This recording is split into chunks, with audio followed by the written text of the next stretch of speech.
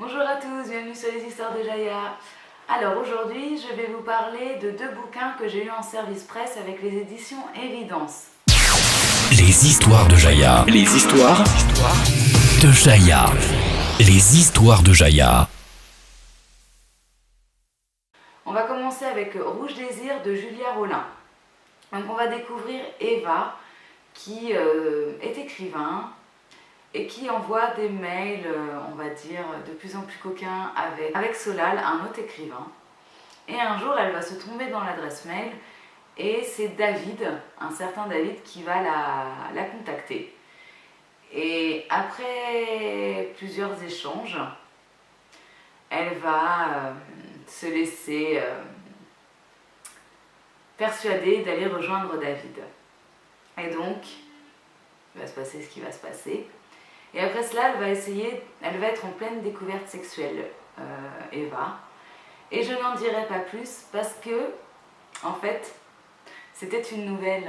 Quand j'ai demandé ce service presse-là, j'avais pas vu que c'était une nouvelle, il fait une 50aine de pages. Donc je voudrais pas trop en dire parce que, vu que ça se lit super vite, limite je dirais tout le résumé.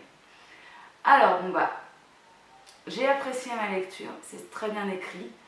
On est dans la collection Indécent, donc c'est un petit peu chaud comme lecture, mais à côté de ça, ça va, c'est pas non plus trash, c'est bien écrit, c'est très joli. Après, moi, le bémol que je vais mettre sur cette lecture, c'est que c'est une nouvelle et j'ai horreur des nouvelles.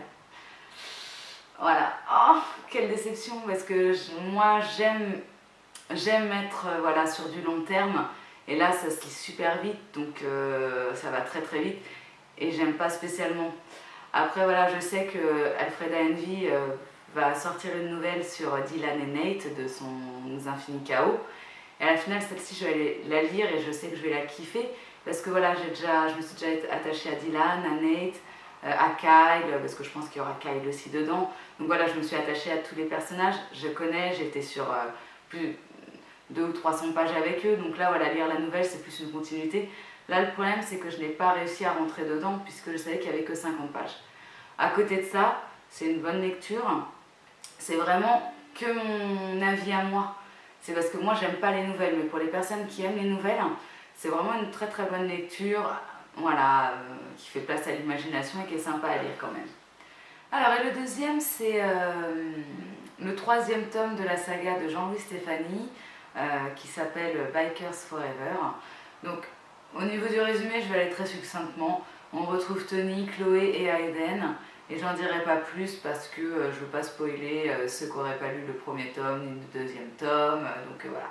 Donc on retrouve les mêmes personnages et il leur arrive de nouvelles aventures. Donc alors, qu'est-ce que j'en ai pensé? Donc pour moi, en fait, Stéphanie a été crescendo. Et là, c'est l'apothéose. C'est mon préféré des trois. On n'est que dans la tête de Tony. Et je pense que ça vient aussi pas mal de ça. Parce que dans le premier tome, je n'avais pas du tout apprécié Tony en fait. Donc du coup, je pense que ça se ressentait sur le fait que j'aimais un petit peu moins le tome 1.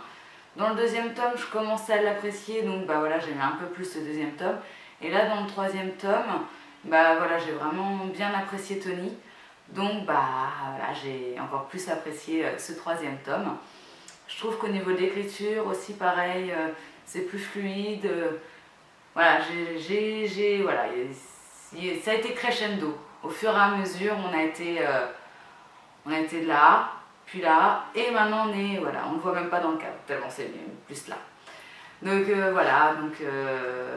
je conseille vraiment vivement cette saga-là si vous aimez bien les bikers. Ou alors si vous ne connaissez pas trop cet univers-là, parce que c'est pas encore vraiment à la dure ni rien, comme dans certains livres de bikers.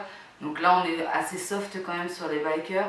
Donc voilà, je le conseille vraiment, j'ai vraiment apprécié ma lecture. Je voulais remercier les éditions Évidence pour m'avoir fait confiance pour ces deux bouquins-là qui m'ont quand même beaucoup plu. Et je vous conseille, si vous aimez les nouvelles, de lire le livre de Julia Rollin. Et si vous ne connaissez pas encore les bikers de Jean-Louis Stéphanie, de vous y mettre très vite parce que ça vaut le coup. Moi, je vous rappelle le concours qui a lieu pour gagner ce bouquin-là sur ma page Facebook qui a lieu jusqu'au 30 novembre 2017. Et moi, en attendant, je vais vous dire lisez, lisez, lisez. Bisous les amis!